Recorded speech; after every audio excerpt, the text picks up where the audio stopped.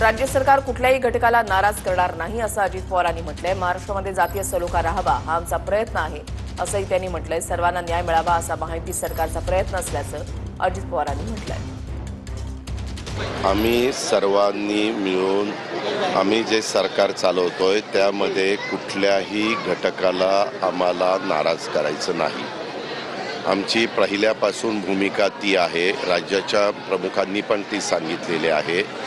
आता हा निर्णय झाल्यानंतर वेगवेगळ्या प्रकारे मतप्रवाह वेगवेगळे मान्यवर प्रत्येकाला संविधानाने लोकशाहीने आणि घटनेने बोलण्याचा अधिकार दिलेला आहे। परंतु आमचा एकच प्रयत्न आहे की ह्या महाराष्ट्रामध्ये जातीय सलोखा राहावा, सगळ्यांना त्यांचा न्याय त्या ठिकाणी मिळावा आणि तशा प्रकारचा प्रयत्न आमच्या महायुतीच्या सरकारचा आणि महायुतीच्या सरकारमध्ये काम करत असणाऱ्या आमच्या सर्व प्रमुखांचा